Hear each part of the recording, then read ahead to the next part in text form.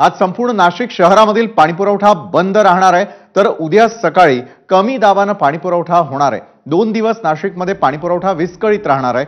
पाणीपुरवठा प्रक्रियेमध्ये होत असलेल्या गळती आणि इतर काम करण्यासाठी हा पुरवठा बंद ठेवण्यात येणार आहे। मात्र नाशिक शहरात अघोषित पाणी कपात सुरू असल्याची चर्चा या निमित्ताने सुरू आहे।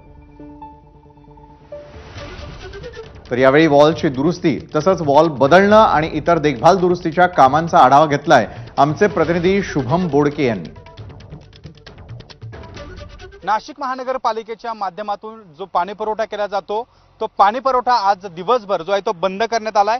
नाशिकच्या गंगापूर धरणातून नाशिक शहराला जो पाणी पुरवठा केला जातो त्या ठिकाणी असलेल्या पंपिंग स्टेशनवर जे आहे ते काम सुरू असल्याचं आपल्याला या ठिकाणी पाहायला मिळते। आपण सध्या नाशिकच्या गंगापूर डॅम या ठिकाणच्या पंपिंग स्टेशनवर आहोत। या ठिकाणी जर आपण बघू शकतो तर नाशिक शहराला पाणी पुरवठा करणाऱ्या गंगापूर धरणाच्या परिसरामध्ये जे विद्युत विभाग आहे त्यांच्या माध्यमातून या ठिकाणी जे आहे ते काम सुरू असल्याचं पाहायला मिळतं। या ठिकाणी पावसाळ्यामध्ये आणि इतर भागांमध्ये जो पाणी पुरवठ्याच्या वेळी येणाऱ्या अडचणी आहेत त्यामुळे नाशिक महानगरपालिकेचा पाणी पुरवठा विभाग जो आहे त्याला अनेक ठिकाणी अडचणी येत होत्या आणि या अडचणी दूर करण्यासाठी नाशिक महानगरपालिकेच्या अभियांत्रिकी विभाग असेल आणि वितरण विभाग असेल यांच्या संयुक्त माध्यमातून ही जी आहे ती या ठिकाणी कामे केली जात आहे।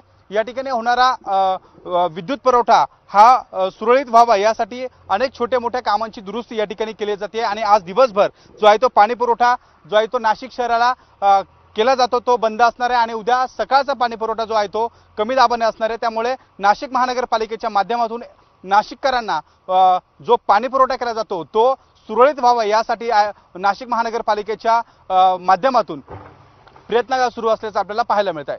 कॅमेरामॅन किरण कटारेसह शुभम बोडके, एबीपी माझा, गंगापूर धरण, नाशिक। रत्नागिरी सिंधुदुर्ग लोकसभा मतदारसंघातून निवडून आलेल्या